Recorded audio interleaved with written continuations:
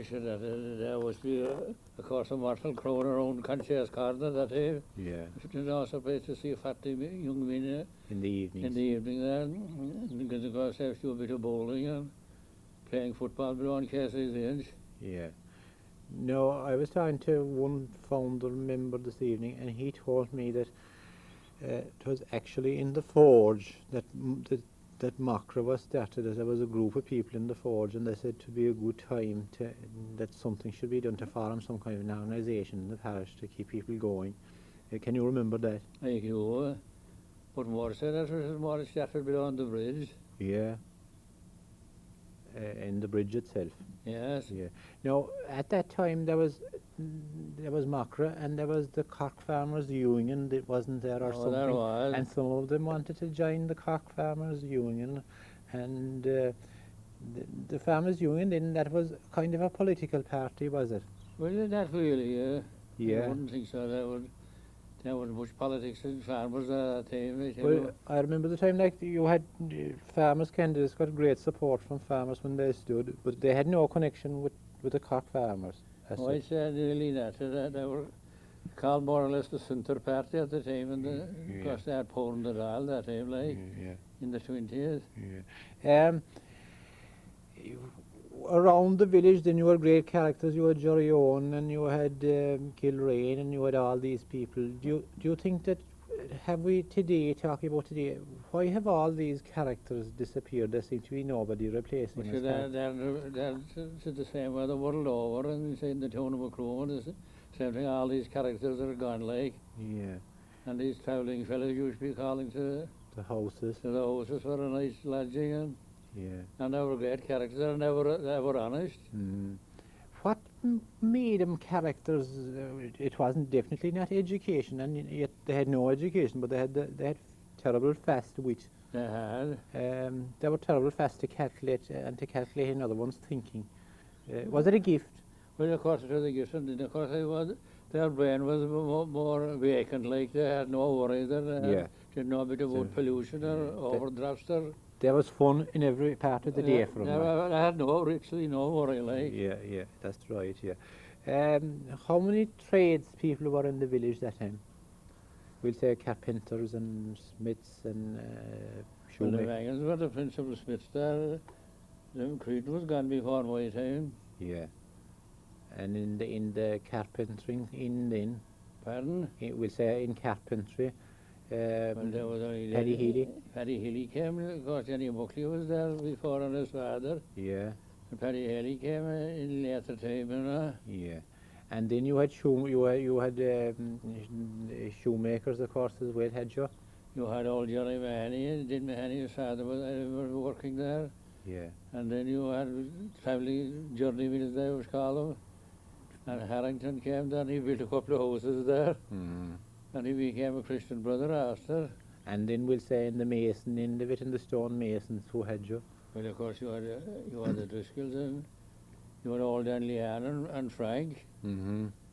They were more or less stone masons. Yeah.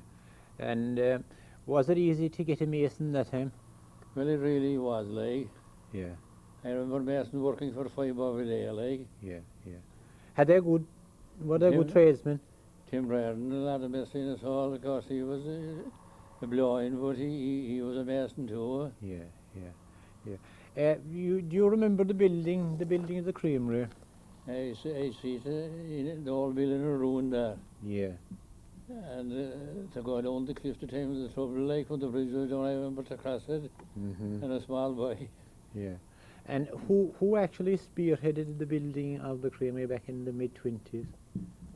Well, of course, you had Conchea. He was as good a figure as anyone, and Sean O'Leary, and just he gave him the name of the White Deer. Yeah. And there was an awful lot of suppliers there first when it started off, wasn't there? I don't know, I forget now, and we had it inside in the book if it was known, but there was a lot of people hostile to it, mind you, at that time. Yeah, that they more or less didn't want the Creamery. They didn't support it, like, and that it was going to be dead loss, I suppose. Yeah. And we kept going to Macroom and Kelleher and these places. yeah, and the halfway creamery, the travelling creamery, was kept going to the halfway for a while, didn't it? At the halfway between Killinatra and the Mons, there was that wasn't the travelling creamery, it was. wasn't it? Oh, it was not. It was a fixture. That was by the daily disposal board, you know. Yeah. After they own all the other creameries are only even Trelton and Macroom and all that country. Yeah. Was money terrible scarce that time? We'll say. We'll say the economic war was, in your opinion, was the economic war the worst period? Oh, the economic war was worse. you would get nothing for nothing that time, like. Yeah. And there was. There was coal salt for £2.50 krona. I would have sold 2 cows with over there to Julie Jackie for £4. Did anyone lose their holdings over the economic war? Not really, to tell you the truth. They battled through it. They did. Yeah. Cost of living was very low, but Yeah. But the only thing that was pressing was the rent and the rates. and the bailiff. Yeah. There was a lot of objections then, and the blue shirt campaign came on, and Yeah. fellas weren't paying their rent and rates, and Yeah. Was there any cattle seized in this parish? no, it wasn't. Yeah. As far as I know. Was it a hot parish, we'll say, in political times, would you say? Saying that, your life wouldn't be in danger anyway. Yeah. Mick, you were a man that spent a lot of time in the road with thrashing sets. Did you like the road? Yes, it was a great crack, like. Yeah. You met a world of people and strangers, and you people you never forgetting in, like. Yeah. Was there great old hospitality in yards, like? Oh, there was a 90% of them anyway. Yeah. Did you thrashed in Kerry and in Cork? I thrashed in Cork and Kelleher, right? And you didn't thrash in any other county? No. Yeah. Because most people, a lot of thrashing, I mean, I tell you that Limerick and Waterford was a very hard, they were hard counties to thrash in. They were. Miserable. And that County Prairie were very good, the most of them. Yeah. What, you had a set called the Bonacard. Could you tell us a bit about it, where it came from? Well, it was made in Scotland anyway. Before that had changed a good few hands, I'd say. Yeah. And where did you buy it? I bought it outside in Ratcool from Larry's. Yeah. And what did it cost that time? It cost about £200 or something. And it was a good set? It made a lot of straw anyway. Yeah. What time would you start thrashing those years? What time would you start off? And now you would be starting at 9 o'clock. Yeah, and what time of the year? Like it would be September, 1st of September? About from the 20th of August, and you could be starting away most of the years, like. Yeah. Some years you would be 4 or 3 weeks late, Yeah. And was it all oats and wheat? mostly. Yeah. You had no barley There that was time? bits of barley was coming on gradually. Yeah. And there used to be great old sessions the nights of thrashings using there. I got there used. Were some parishes better than others at it? Oh, they were. Yeah. We'll say back along to, you thrashed back to Shrone on that side, didn't you? I went back to Kilcumin Yeah. and around the Quarry Crossing, so Scartaglen and Billy Willow was a great hand of mine, Yeah. and up around the city. And they were nice people. They'd be very small haggards, I suppose, would they? The most of them, like, you do maybe about 4 a day, and the day they'd be getting shot then. Yeah. The tractor you had in that the tractors replaced the steam engine, didn't they? Oh, they did. Who, in your own young days, who was thrashing around Clonroad Well, the miners were, they came about 1925. with a steam engine?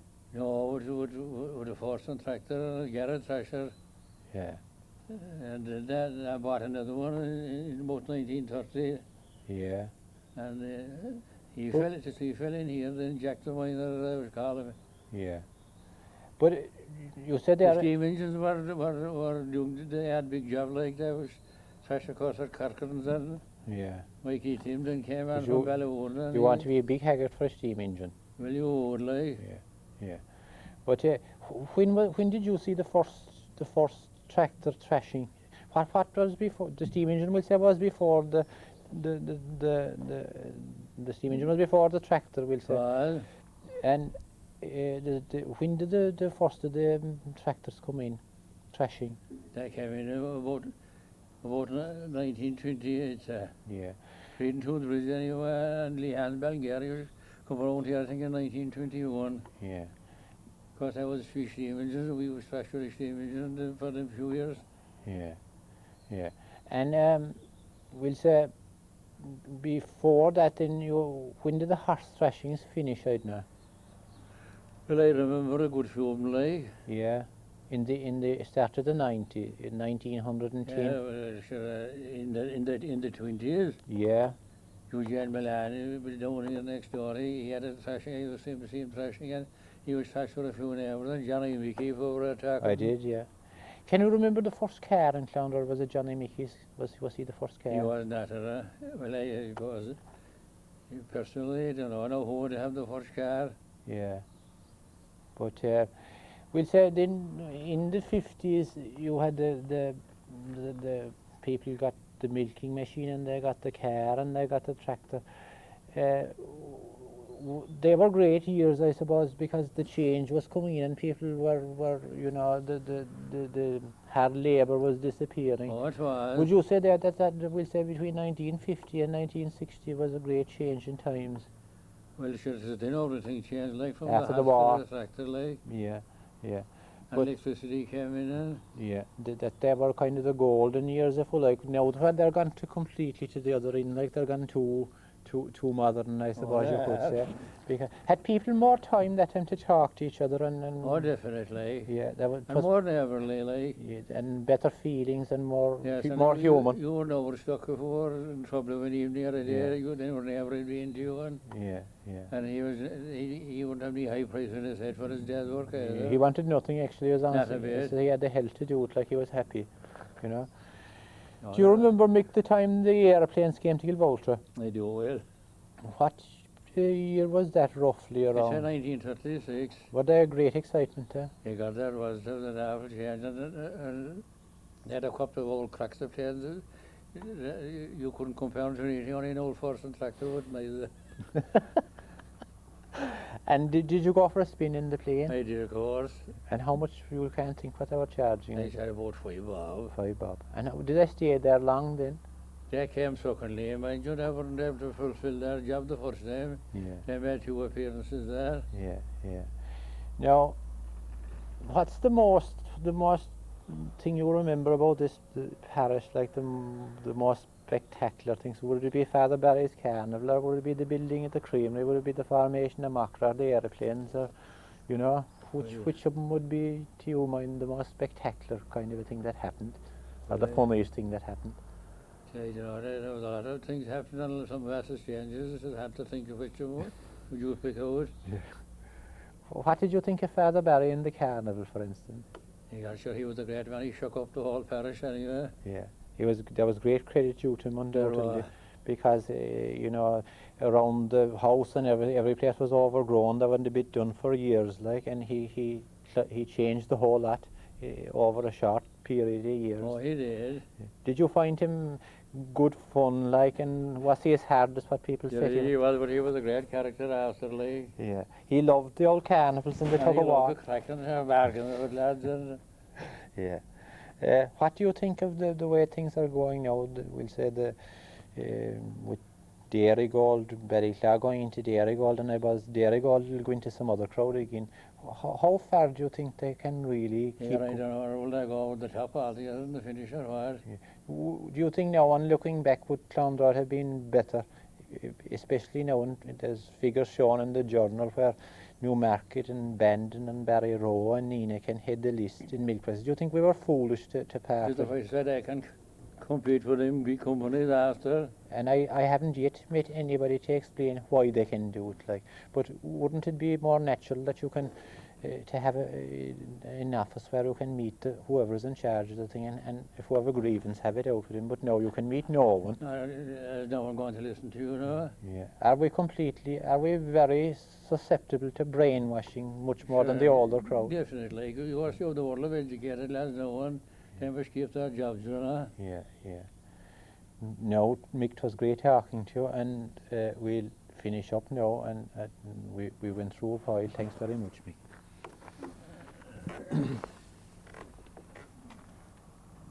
You were